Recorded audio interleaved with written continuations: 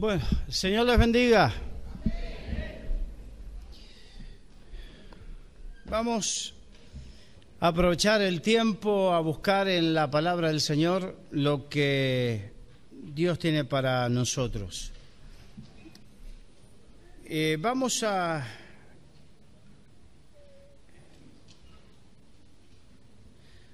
abrir las Biblias en el Evangelio según San Marcos, Marcos capítulo 4.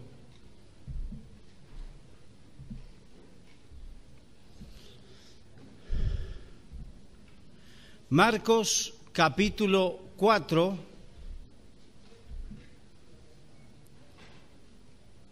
versículo 35 en adelante.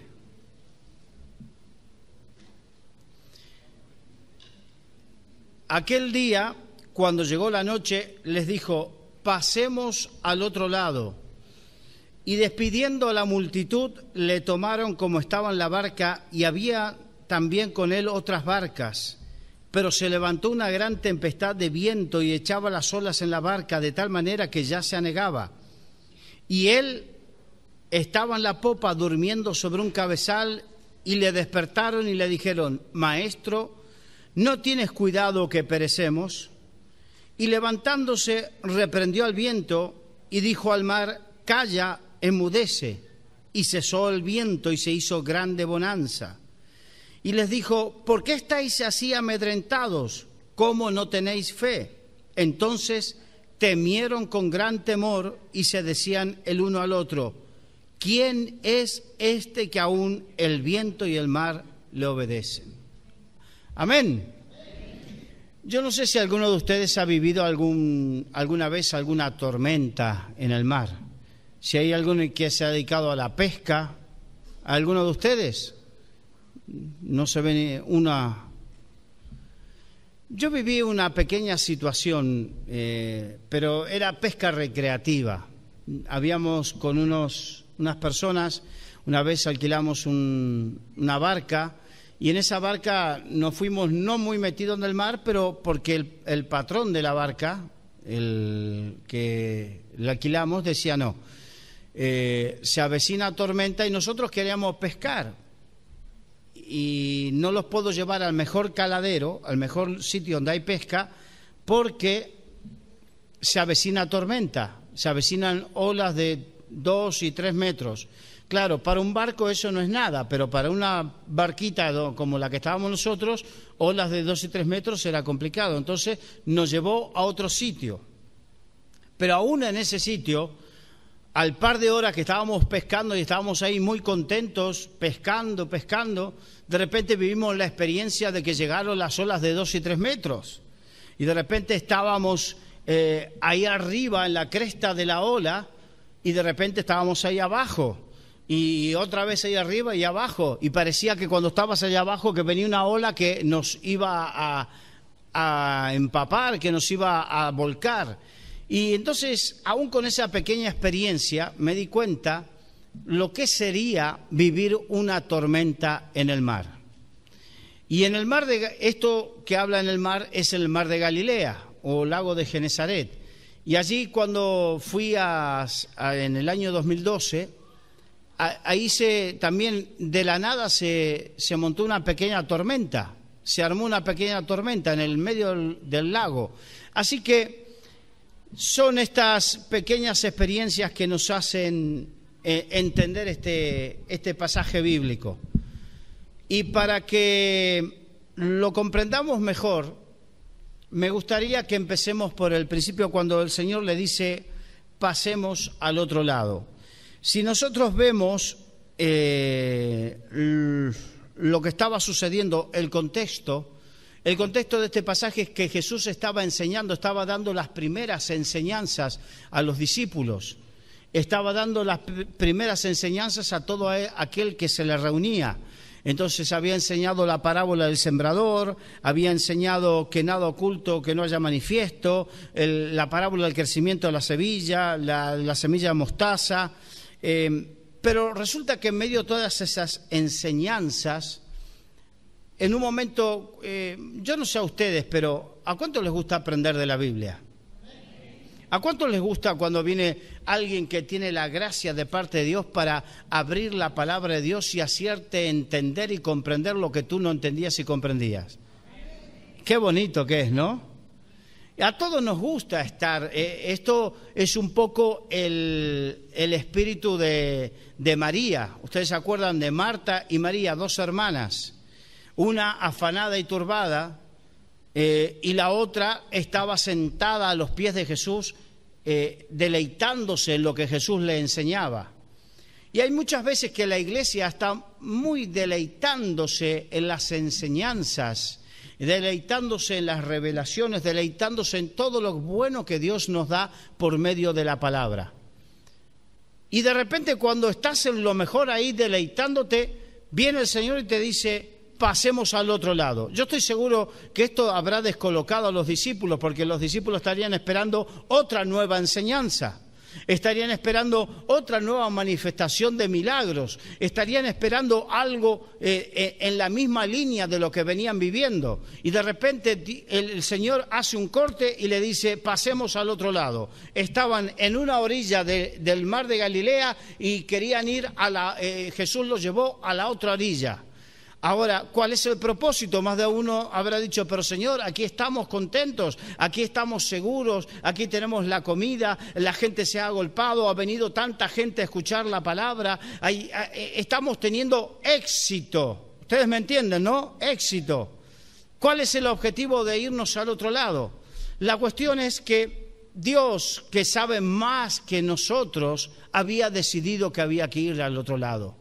Y quiero decirte, hermanos, que eso sucede con nuestras vidas, cuando muchas veces estamos muy cómodos en un sitio, muy cómodos en la iglesia, estamos muy cómodos en alguna situación y pensamos que eso es lo que estamos viviendo. ¿Por qué? Porque disfruto. ¿Cuántos disfrutan de venir a la iglesia? ¿Cuántos disfrutan de los cultos? ¿Y qué pasaría si el Señor te dice: pasa al otro lado, vete a apoyar una obra allí? ¿Qué? ¿Yo? ¿Cómo? ¿Cuándo? ¿Por qué? ¿Para qué? ¿No hay otro? O como dicen algunos: heme aquí, envíalo a él. ¿Sí o no? Porque hay muchos que tienen esa revelación. En vez de heme aquí, envíame a mí, como dijo Isaías, heme aquí, envíalo a él o a ella. Pero la cuestión es que pasar al otro lado es un desafío de parte de Dios para muchos en algún momento de nuestra vida.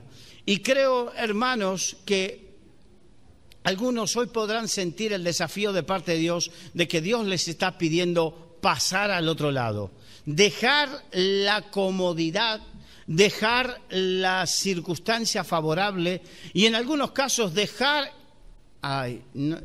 No creo que se ofenda a nadie con lo que voy a decir, ¿no? Pero dejar el pasotismo,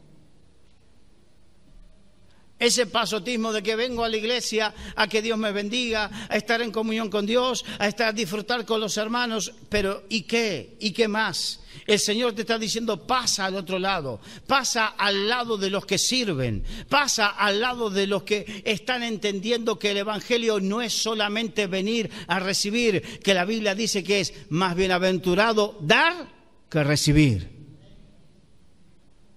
Aleluya. ¿Hay alguno aquí que está entendiendo que hay que pasar para el otro lado? ¿Hay alguno aquí que está entendiendo que Dios está queriendo de su iglesia que pase? Cuando digo su iglesia, no el conjunto solamente, sino también a ti a nivel individual, que pases a otro lado. Qué bueno sería que tú puedas comprender. Ahora, yo no te quiero engañar, porque lo peor que haría sería engañarte. Cuando pasamos al otro lado, las cosas no son muchas veces como pensábamos. A mí me toca enseñar en remar en el discipulado que se hacen remar, y yo siempre les digo, porque cada vez que viene nueva camada de discípulos, muchos de ellos vienen con la ilusión de ir de misioneros. Entonces yo siempre les digo, no pienses que porque vas a ir de misionero a ayudar a la gente, a ayudar al prójimo, a amarlo y ayudarlo a que coma, a que se vista, a que cambie su vida, no pienses que cuando bajes del avión te van a esperar con la alfombra roja, el primer ministro y la primera dama de ese país te van a estar esperando y te van a echar pétalos de rosa mientras te bajas del avión. No esperes eso, al contrario, lo que tienes que esperar es que vengan problemas.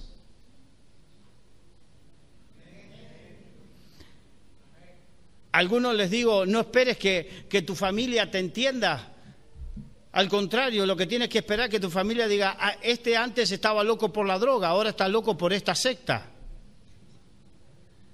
Lo que tenemos que esperar son problemas, hermanos. Los problemas, lamentablemente, cuando pasamos al otro lado, cuando pasamos de la zona de la comodidad, cuando pasamos de la zona del estancamiento en que vivimos y pasamos a la zona que Dios nos está pidiendo, quiero decirles que generalmente se levantará una tormenta. Amén. Generalmente se levantará una tormenta. Y quiero decirte otra cosa, hermanos. Aleluya. Vamos a ponernos cómodos porque ya estoy entrando en calor. Quiero decirte también con gozo y alegría de corazón. ¿Cuántos quieren tener gozo y alegría en el corazón? Con gozo y alegría de corazón quiero decirte que lo normal, hermanos, lo normal es que si quieres servir al Señor, que si quieres salir del estancamiento y verdaderamente ser un instrumento en las manos del Señor, lo normal es que se levanten tormentas. No es que uno quiera que vengan tormentas, pero tenemos que entender que estamos en medio de esta lucha espiritual, que a nuestro enemigo el diablo no le gusta que le sirvas, que a nuestro enemigo el diablo lo que le gusta es que te mantengas tranquilito en la iglesia ahí sentadito y que vengas todos los domingos, aleluya, gloria a Dios, qué contento que estoy, qué feliz que soy de ser un pueblo escogido, de ser real sacerdocio, pero que no ejerzo el sacerdocio.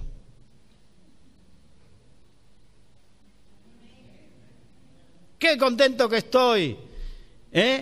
¿Se acuerdan esa alabanza sacada del Salmo que dice, me alegraré y saltaré como becerro de la manada? ¿Cuántos la conocen? ¿Sí o no? Y nos gusta venir y danzar y saltar como becerro de la manada en la casa del Señor y cantar a voz en cuello, pero la cuestión es que el Señor te dice, pasa al otro lado. Que no significa dejar de saltar y gozarte en el Señor, que no significa dejar de congregarte, que no significa eso, sino lo que significa es un nuevo desafío para crecer, un nuevo desafío para desarrollarte, un nuevo desafío para que no te quedes estancado. ¿O qué te piensas? Que Jesús en forma caprichosa decía, pasemos al otro lado, dejar lo que estaban haciendo. Fíjense lo que sucede. Felipe estaba en medio de un avivamiento en Samaria y de repente el Espíritu lo sacó de allí y lo llevó al medio del desierto. ¿Por qué? Porque tenía que predicarle a una persona. Tuvo que pasar del otro lado. A él le hubiese gustado quedarse en medio de todo ese avivamiento allí en Samaria, pero tuvo que pasar al otro lado. Hermanos, hay cosas que son muy cómodas para nuestra vida, pero que tenemos que dejar de hacerlo. Amén. Hay cosas que son muy cómodas para nuestra vida, pero que el Señor nos está pidiendo que vayamos al otro lado. Y el ir al otro lado implica desafiar al enemigo que le gusta que nos mantengamos en esa situación. Amén. Al enemigo le gusta que nos mantengamos en esa situación donde no hay otra cosa más que vivir una vida cómoda en el Señor. Yo estoy escuchando a algunos amén como diciendo, no sé si son amén o como ovejita diciendo amén. Gracias. Aleluya. ¿Cuántos dicen gloria a Dios? Así me puedo tomar un traguito de agua que... Bien, hermanos, lo que quiero decirles es que pasar al otro lado es pasar a un nuevo nivel de crecimiento y de desafío. Pasar al otro lado es pasar a un nuevo nivel de compromiso. Pasar al otro lado es pasar a un nuevo nivel de madurez. Hace días que vengo hablando del síndrome de Peter Pan. ¿Sabe quién era Peter Pan? Un personaje de cuentos. Y ese personaje de cuentos tenía una característica y era que no quería crecer. A pesar de que ya era grande, se seguía manifestando como un niño, como un adolescente. Y la cuestión que eso comenzó a popularizarse en este sentido, el síndrome de Peter Pan. Y el síndrome de Peter Pan no es otra cosa que la ciencia ha detectado que hay muchas personas que no quieren crecer, que quieren seguir siendo jóvenes, eternamente jóvenes, adolescentes. O algunos quieren seguir siendo niños, como que no quieren asumir la responsabilidad de crecer. No quieren asumir la responsabilidad porque crecer implica asumir responsabilidades. El apóstol Pablo decía, cuando era niño, pensaba como niño, hablaba como niño, actuaba como niño, pero ahora que ya no soy niño, no actúo de esa manera. Y hay gente que no quiere dejar de actuar como niño o como adolescente. Hay cristianos que no quieren dejar de actuar como niños espirituales, que no quieren ya comida sólida, vianda sólida, que quieren seguir siendo de aquellos que solamente a la iglesia voy a adorar y a manifestarme. Hermano, a la iglesia vienes a prepararte para ser un siervo de Dios. Amén. A la iglesia, pero cuando hablo de ser un siervo de Dios, entiéndanme bien, porque este es un error que hemos tenido en la iglesia evangélica y sobre todo en la pentecostal. ¿Cuántos son pentecostales? ¿Hay algunos? ¿Y eso qué es? Los que creemos en la manifestación del Espíritu Santo, en que somos llenos del Espíritu Santo, en que el Señor nos llena del poder del Espíritu Santo, en que el Señor nos llena de hablar en lenguas y nos da dones. ¿Cuántos creen en eso? Ah, ¿vieron? Aleluya. Ahora, los pentecostales hemos creído que ser siervo de Dios era solamente cuando tenías un púlpito para predicar o un instrumento y un micrófono para cantar. Pero ser siervo de Dios no es solamente eso. Ser siervo de Dios es servir a Dios en todo y al prójimo. Aleluya. Hay algunos que no entienden, hermano, sí, tú me ves aquí predicando, pero cuando yo empecé a servir al Señor, no empecé a predicar. Empecé a limpiar los baños de la iglesia. Empecé cortando las hierbas que había en los alrededores de una tienda grande donde hacíamos las campañas. Empecé limpiando los bancos. Empecé cargando los altavoces para las campañas. Un siervo de Dios, la Biblia dice que el siervo de Dios debe estar preparado ¿para qué? ¿Para qué? Para toda buena obra. ¿Y ahora qué? ¿Servir comida al necesitado no es buena obra? Lo que pasa es que no te da el prestigio que te da predicar. Ah, amigo. Pero Dios ve las cosas de una manera y nosotros las vemos de otra. Y para darte un ejemplo, cuando la viuda fue a dar su ofrenda en el altar, Jesús con sus discípulos estaba allí y viendo la escena donde estaba la viuda que dio 2 blancas, 2 moneditas de las más pequeñitas, de esas que te rompen el bolsillo, dice, qué porquería. Cuando vas al supermercado y te dan de esas de cobre así pequeñitas, dice, pero no, eso me rompe el bolsillo, déjalo. ¿Sí o no? Y al lado había un hombre que daba grandes tesoros y Jesús preguntó, ¿quién dio más? Y el problema de los discípulos es el problema que tenemos muchos pentecostales, es que vemos de una manera que Dios no lo ve. Dios veía la ofrenda de los discípulos veían la ofrenda de ese hombre como que fuese el gran dador, de la misma manera que nosotros vemos que el gran siervo es el que está aquí. Cuando el gran siervo, delante de los ojos del Señor, seguramente puede ser aquel que no lo veía nadie. Amén. Por eso les digo, tenemos que pasar al otro lado, al lado de servir. Hay algunos que están diciendo, sí, cuando me hablan de servir, me hablan de predicar, me hablan de cantar, pero yo no sé predicar, yo no sé cantar. No, servir es mucho más que predicar y que cantar. Servir es tener un corazón de estar dispuesto. ¿Estás dispuesto a hacer algo, a hacer lo que te manden? No me lo conteste, no diga, porque en la iglesia todo el mundo dice, sí, amén, y a mí, ¿qué tal? Yo me voy. Y si Dios quiere, vendré el mes que viene, pero si no, porque yo vengo una vez por mes. Pero el que lo ve es el Señor, y la cuestión es que, más allá que la impetuosidad de decir sí, amén, ¿qué pasa cuando mañana viene alguien aquí y dice, necesitamos hacer esto? Y tú dices, no puedo, no, y te estás escaqueando. ¿De qué vale? Porque Dios todo lo ve. Amén. Entonces, si no, seguirás en el síndrome de Peter Pan espiritual. Sí, qué bonito, quiero seguir en esta situación, no quiero crecer, porque crecer implica asumir responsabilidades y también implica dejar cosas. Mira, hermano, bueno, ya que estamos,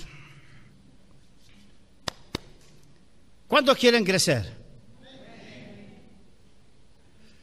Cuando eres joven, está bien. Gracias. Cuando eres joven, haces determinadas cosas. Eres dueño de tu tiempo, de tus fuerzas. Pero cuando tienes una familia, ya tus amigos te podrán decir, pero ya no estás con nosotros, ya no te vienes al bar con nosotros, ya no vienes a jugar al fútbol con nosotros. Y tú tendrás que decidir qué hago. ¿Me responsabilizo de la familia o sigo siendo un Peter Pan?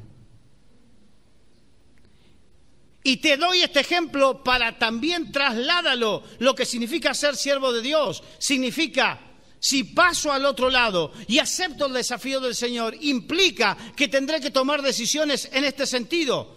¿Sigo viviendo para mí? ¿O entiendo que mi tiempo o gran parte de ese tiempo que lo utilizo para mí se lo tengo que brindar para utilizar para el Señor?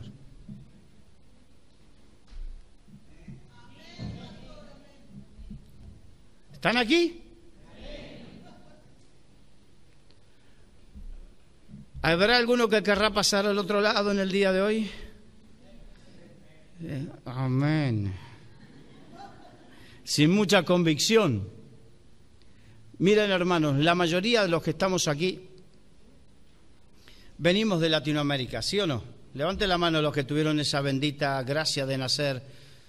¿Se acuerdan lo que cantaba Nino Bravo? Cuando Dios hizo el Edén, pensó en América. ¿Amén? A ver, ¿cuántos están contentos con eso? Si les salió el orgullo, ¿no? El orgullo americano. Pero la cuestión, hermanos, es que le voy a decir lo mismo que les dije hace como 10 años. Y es que uno de los problemas que vi es que muchos de los creyentes... ¿Cuántos de ustedes vinieron desde su país siendo creyentes? A ver, levanten la mano. La mayoría hemos venido siendo creyentes. Y de repente, quizás muchos de ustedes eran creyentes activos en la obra del Señor allí en su país. ¿Sí o no? Pero de repente aquí se han ayornado al sistema y han encontrado con que, bueno, ahora no tanto porque la situación económica no era así, pero al principio cuando vinieron, cuando estaba en el auge del euro y del bienestar económico, lo que encontraron era que, bueno, tengo pasta en el bolsillo, me voy al centro comercial, me voy a pasear, y encontraste que había un mundo que te estaba esperando y que antes no lo conocías o antes no estabas tan involucrado porque tu propósito era servir al Señor. Pero aquí te has encontrado con eso. O sea, habías pasado al otro lado y has retrocedido. Aleluya. Hermanos, la Biblia dice, el que retrocediere no agradará a mi alma. Qué importante es no retroceder. Pero si hay alguno que ha retrocedido, no estoy aquí para culparlo, sino que estoy aquí para que despiertes, hermano, y entiendas que Dios está llamando, que Dios te está llamando para que participes en la obra. Para que mañana, cuando venga el pastor José Jesús, le diga, pastor, aquí estoy, ¿en qué puedo hacer? Yo me vuelvo, miren, cuando yo conocí al Señor, trabajaba, estudiaba, iba a la iglesia todos los días y a mi pastor lo volvía loco, pero lo volvía literalmente loco. Le decía, pastor, podemos hacer esto, podemos hacer el otro. Tenía, ¿cómo te puedo decir? Tenía inquietudes, tenía aspiraciones, y el pastor me frenaba y me decía, hijo, tranquilo, ora, si es de Dios. El hombre con sabiduría me manejaba porque era inquieto, pero ahora... Y así como era yo inquieto porque tenía ese fuego dentro, éramos varios que estábamos inquietos y siempre teníamos ganas de hacer algo más, ganas de servir. No ir a un concierto cristiano y ser un espectador. En esa época casi ni había conciertos cristianos. No tenía ganas de ir a un seminario o no tenía ganas de ir a un, ¿cómo te puedo decir?, a una campaña evangelística, como si fuese un espectáculo, a ser un espectador ahí. Lo que tenía ganas era ser partícipe, activo. ¿Cuántos lo entienden? Si el Espíritu Santo está en ti, te llevará a estar activo. Y bendito problema, y que José Jesús me tenga que llamar y dice, ¿qué me hiciste en la iglesia, tío? Pero que mañana o pasado comiences a llamarlo y decirle, pastor, aquí estoy para lo que necesites. Pastor, aquí este es mi tiempo, ¿en qué puedo participar? Yo lo volvía loco a mi pastor porque tenía ganas. Y a veces veo ahora, hermanos, una serie de hermanos que llevan tiempo en la obra y están aquí, aleluya. Discúlpenme si ofendo a alguien. Pero hay sangre, hay fuego en el corazón. ¿Hay o no hay? Si hay, Dios te está diciendo, pasa al otro lado. Pasa de la inactividad a la actividad. Pasa de la pasividad a ser alguien que sirva en el reino de los cielos. Aleluya. Mira, hermanos, te voy a decir algo. Cuando Dios llama, si tú te fijas en el llamado de los siervos de Dios, a todos los que llamó estaban en activo. Cuando llamó a Moisés estaba cuidando las ovejas. Cuando llamó a Gedeón estaba cosechando. Cuando llamó a Pablo, aún equivocado, él estaba trabajando. Cuando llamó a Pedro y a los demás, muchos de ellos estaban pescando. Aún cuando llamó a Leví, a Mateo, estaba cobrando los impuestos. Estaba en estado de trabajo. Ninguno estaba aletargado en su vida. Ninguno estaba mirando la vida pasar. Y hay muchos hijos de Dios que están mirando pasar la vida, los años, y no despiertan.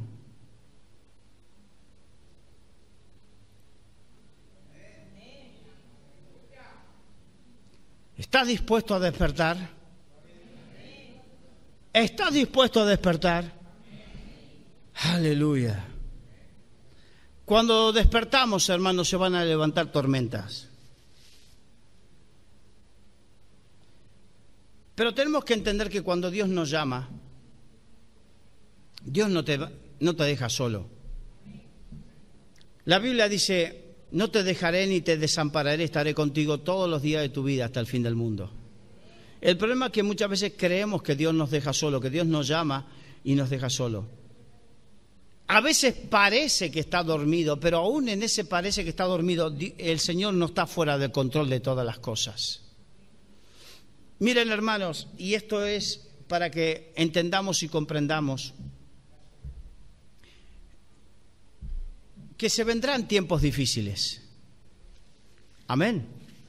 Se vendrán tiempos de gran dificultad, pero, gracias, se vendrán tiempos de gran dificultad, pero en medio de esas tormentas, esos tiempos de gran dificultad, tenemos que entender que no significa que Dios no esté. Yo tengo uno de los copastores de mi iglesia, es un hombre que vivió una gran tormenta. Vivió una injusticia y por medio de esa injusticia tuvo que pagar alrededor de 3 años de cárcel en Soto del Real. Este hombre tiene varios hijos, algunos mayores, tenía uno pequeño. Su familia ha sufrido, su familia ha pasado y ha vivido esta tormenta, pero esta tormenta, en vez de destruirlos, esta tormenta mostró la gloria de Dios. Amén. Este hombre estuvo en Soto de Real y le tocó estar en el peor de los módulos, en el módulo de gente conflictiva. Pero como José, donde José estaba, allí estaba la mano de Dios y José era prosperado en todo lo que hacía. Así este hermano estuvo en el peor de los módulos y allí Dios estuvo con él y la mano de Dios estaba con él. Algunos pensarían, como pensaron los discípulos en medio de esta tormenta, ellos pensaban, pero Jesús no tiene cuidado de nosotros. Él está ahí tranquilamente durmiendo mientras nosotros estamos a punto de morir en este naufragio. Y este hermano, en medio de esa tormenta que él estaba viviendo durante 3 años, ahí vio la gloria de Dios. Cuando él estaba en ese sitio, en vez de comenzar a lamentarse y en vez de comenzar a que su corazón se amargue, comenzó a hacer lo que él sabía hacer: amar, servir a Dios y servir al prójimo.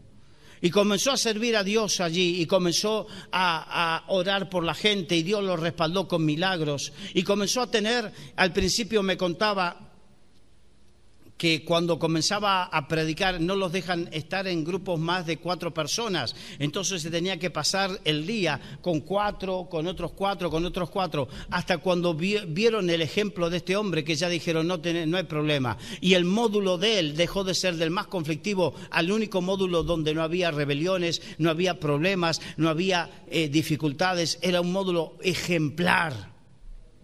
De tal manera que a él lo pusieron como jefe de ese módulo, igual que a José también donde iba lo ponían como jefe, porque el fruto de la obra de Dios en su vida así lo mostraba.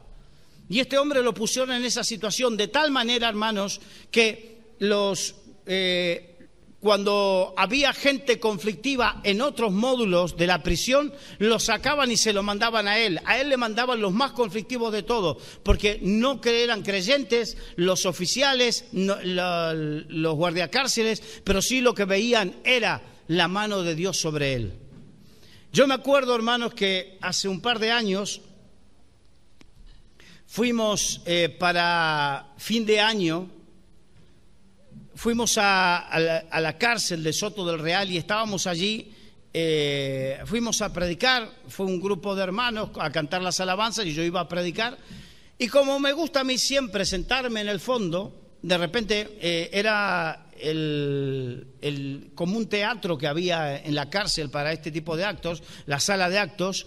Entonces mientras estaban las alabanzas, yo estaba sentado en el fondo y en un momento lo llaman a este hermano a dar testimonio, y cuando este hermano está dando testimonio, el jefe del módulo donde estaba él, que yo me lo había presentado, yo sabía quién era, el jefe le presenta al jefe de toda la cárcel y le dice: ese es de quien yo te digo. Claro, ellos no me vieron a mí porque yo estaba en un sitio a oscuras detrás de ellos, pero yo pude verlos. O sea, que el testimonio de este hombre en medio de esa tormenta de injusticia sobre su vida, el testimonio de este hombre fue de tal impacto que los jefes de la cárcel hablaban de él. ¿Cuántos me entienden lo que les digo? ¿Cuántos quieren servir al Señor? Mira, hermano, tormentas vendrán, pero en medio de esas tormentas el Señor estará contigo. Amén. Jesús se levantó y acalló con su autoridad a las tormentas. Acalló con su autoridad de tal manera que los discípulos dijeron: ¿quién es este que aún la tormenta le obedecen? Quiero decirte, hermano, que cuando Dios te llama, Dios te capacita. Y no solamente te capacita, sino que Dios es el que hace la obra a través de ti. Por eso, hermanos, en esta mañana no tengo muchas más ganas de predicar. No es por el calor, y aparte porque vengo de predicar de otro sitio. Lo que tengo ganas es de que tomes el compromiso. Amén. El compromiso de pasar al otro lado.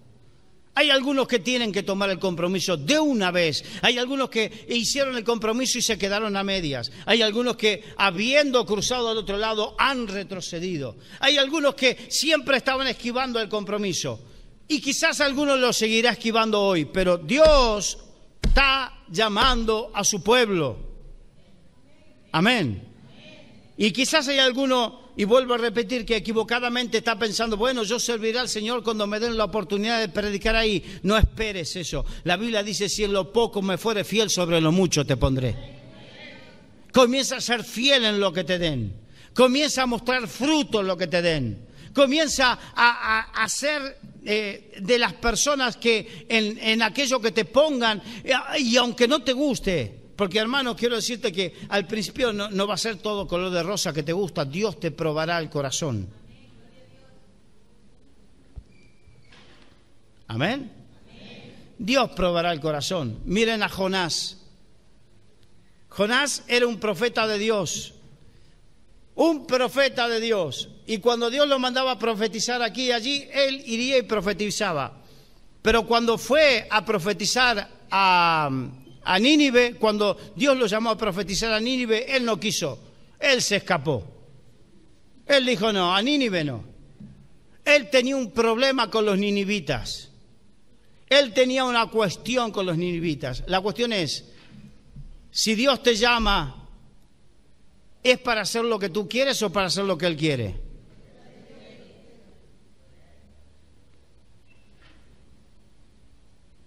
Vamos a cerrar los ojos, por favor.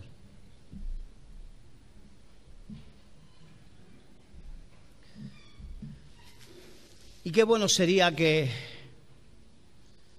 en esta mañana alguno tome la decisión de pasar al otro lado. Una decisión que no sea emocional, sino una decisión que sea de corazón. Una decisión que sea firme. Una decisión que sea un compromiso con Dios. Señor, quiero pasar al otro lado. Ayúdame. Ayúdame a pasar al otro lado. Una decisión que marque un antes y un después en tu vida. Una decisión por la cual estés dispuesto a pagar el precio, como ese ejemplo de aquel que cuando se casó tuvo que aprender: no puedo ya ir al bar con mis amigos, no puedo ir a jugar al fútbol como antes, no puedo hacer porque tengo un compromiso. Y que digas: no puedo perder mi tiempo en tantas tonterías porque ahora mi tiempo le pertenece al Señor. Qué bueno sería que tomes una decisión de pasar al otro lado. Padre, en el nombre de Jesús, Tú eres el que escudriñas la mente y los corazones, lo más profundo de los corazones. Tú eres el que sabe, Señor, el pensamiento de cada uno. Y te pido en esta mañana, Señor, que como tú eres el que convences y redarguyes de pecado, de justicia y de juicio, que convenzas, Señor, a cada uno de los que estamos aquí de pasar al otro lado,